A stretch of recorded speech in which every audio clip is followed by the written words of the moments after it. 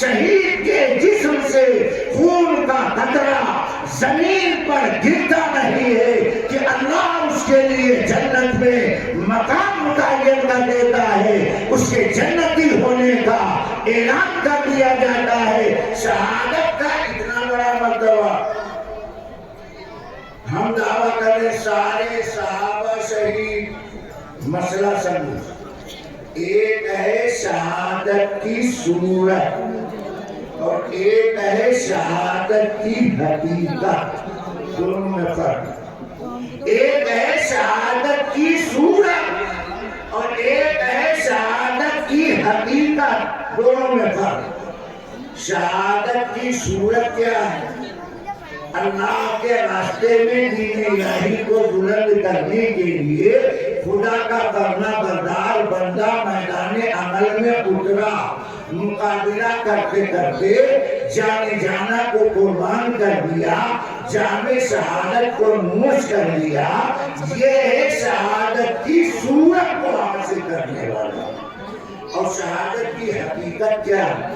نسائی شریف کی حدیث، اللہ کے پیغمبر نے ارشاد فرمایا، من شاء اللہ تعالی شہادتا بصدق بلغہ اللہ تعالی منازل الشہداء۔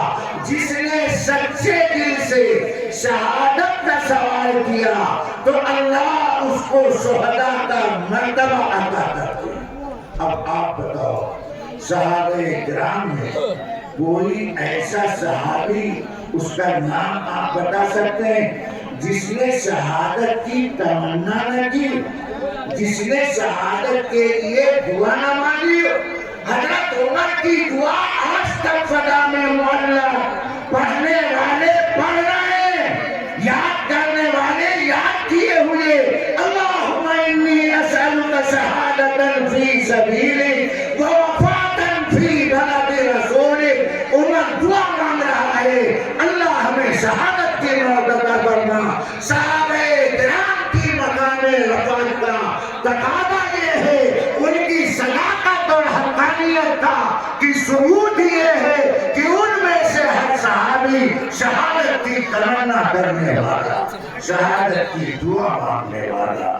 جب ہر آدمی شہادت کی تمنا کر رہا اور اللہ کے نبی کہہ رہے ہیں، جس نے شرک دیے بصدقین کی قید لگی ہوئی، سچے دل سے شہادت کا سوال کیا اور وہ شہید نہیں ہوا، بلغہ اللہ تعالی منازل الشہداء، تو اللہ اس کو شہداء کا مرتبہ عطا کرتے ہیں، شہید کا مقام عطا کرتے ہیں۔ صدیق اکبر بھی دعا کرنے والے۔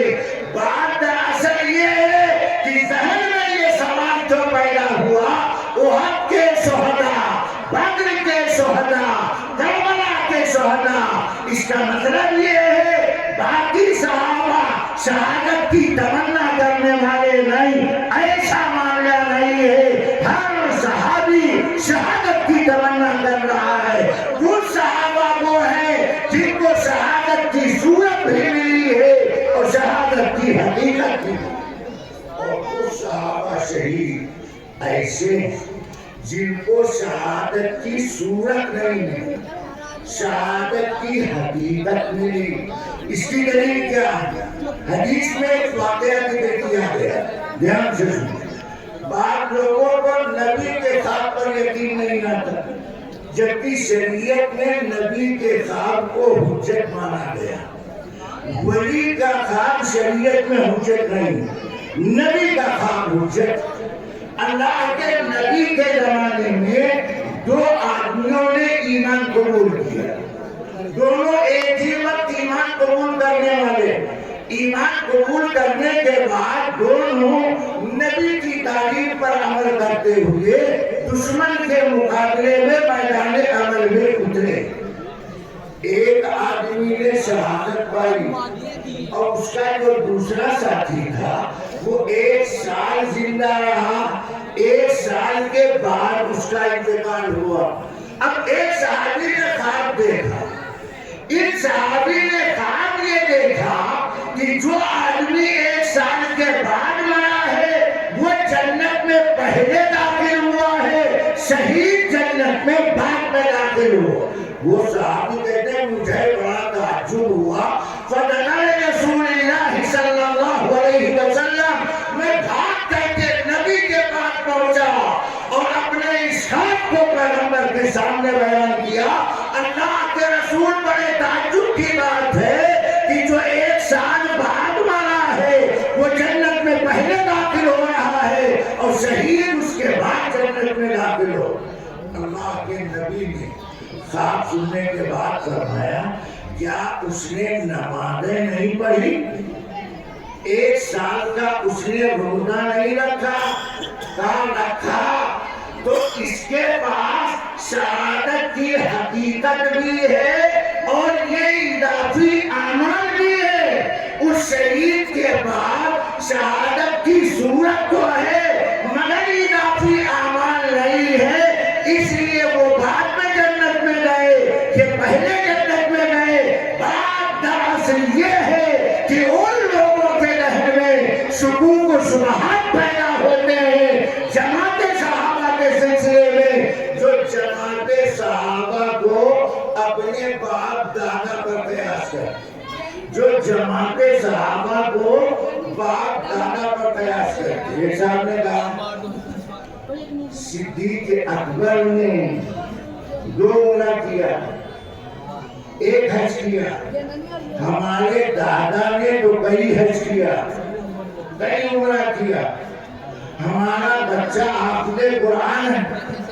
فلاں صحابی کا بچہ حافظ قرآن نہیں، لہذا اس بنیاد پر ہمارا مرتبہ بڑھا۔